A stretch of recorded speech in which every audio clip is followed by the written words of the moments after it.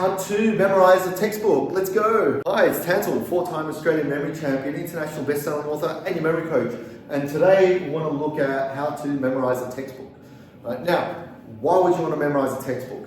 Again, it's more about understanding rather than full-on memorizing. But there are certain things that we need to hold in our head. So how do we do that? What's the process? What do we do? What are the techniques? Let's look into it. So here's a textbook, right? There's pages. It could also be online, obviously.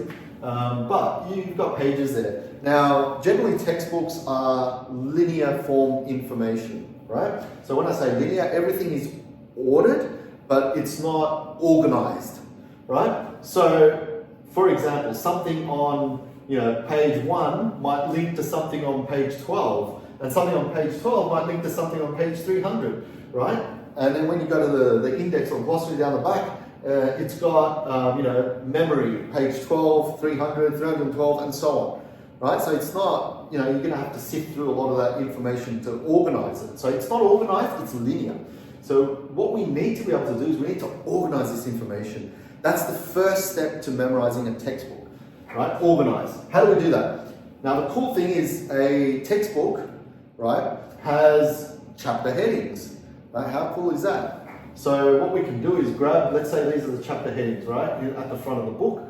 We can grab these and we can map them out, right? Create a mind map, right? So what I'll do is I'll show you that process now, right? So let's say that's the book's name, textbook, and then you've got chapter 1, 2, 3, 4, 5, 6, and so on, right? And then underneath that first chapter, you've got, a sub-chapter, you've got other sub-chapters, let's say, and so on, right? So it sort of looks a bit like that. Now, obviously not every textbook's like that, but I'm just going by, my experience of textbooks in my life. So you've got subheadings, and sometimes I've got little sub-subheadings and so on, right?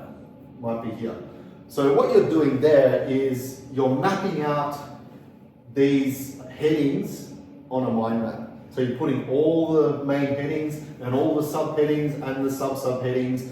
You're building a skeleton, right? If you have the skeleton of the book, right, you can see where everything is, right? Where particular topics are and so on, right? This is really useful because now you can see almost like a bird's eye view of where the information is going. Whereas if you're just flipping through the pages, you really don't know, like something up here might link to something there, right? And that might link to something here, but you're not going to know that by flicking through the pages, or especially online, right? Digital copies, it's very difficult to see the connection, but creating a mind map, you can see everything, right?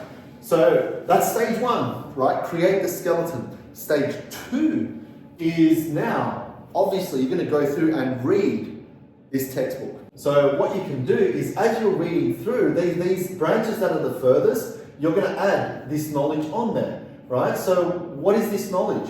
They're either keywords, they're important terms, they're concepts, they're things that stand out and help you understand, right? And you're going to put more and more information underneath. There could even be definitions, all that sort of stuff, right? So now you're filling this mind map even more, right? It's all up here, into the further reaches of information, right? So this could flow all the way down here and so on, right? So your mind map is growing. Now what you're doing is saying, okay, once you've filled in the whole book, and again, this is going to take you the longest time, right? But if you go through it, you only have to do it once. That's it. You don't really, go back and reread everything. Like you have the mind map there, and instead of referring to the textbook, you'll keep going back to the mind map. That's the beauty of this, right? There's a lot of work up front, but you only need to do it once. And once you've done that, that's it, right? So anyway, you've got this information there, right? Once you've mapped out the whole book, you put in information, then it's about taking a step back, right? You take a step back and go, okay, this chapter 1 is really about this, and you look at the flow of information, right? You look at this, oh yeah, what's that saying? What's that all about? Oh yeah, I get it. What's this all about? And you start sort of grouping information into sections and trying to understand where the information is going. Because remember, it's not so much about memorization, it's about understanding. If you can understand something here, right, you'll essentially recall what's underneath there, right? That is a cool memory practice to be able to do. But in order to improve your understanding, guess what skill you need? Visualization, right? So you need to be able to visualize something. So if there's a particular topic, let's say I'm talking about memory and I'm talking about the memory palace, right?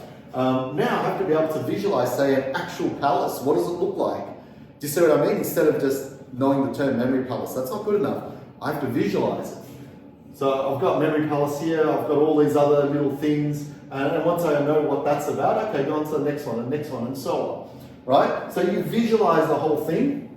After you've done that, you take another step back and go, okay, I've visualized the whole mind map. Let me see what I can remember from it. Let me see. Now, this is just the first stage, right? And you go, okay, look away, what can I remember from it? And you can generally remember quite a lot because you're involved in mapping out the skeleton, you're involved in adding content, you're involved in visualization. That's 3 processes already, right? And you may have previously even read parts of it. So you've got familiarity with that book, right? That textbook. So you're going to know quite a bit, but there's also going to be sections you don't know, or formulas or lists or all that sort of stuff. Then what you do is, after you've tested yourself and you've got whatever right, go back and look at the areas that you didn't get. Let's say you didn't get any of this, right? Then you go, okay, what is it about this that I didn't get? And you strengthen the visualization, right? So you go into sections, strengthen, and how do you strengthen? You visualize even further, right? Because your visualization may not have been strong enough. So you go and visualize a lot stronger, and then test yourself again. And if you don't get it this time, then what you can do is you can pop them in other memory locations, right, in memory palaces. But you generally don't need to do that, because just by the sheer amount of work that you're doing here, you're going to be understanding quite a lot, right? So that's how you essentially memorize a textbook, right? Map out all the headings.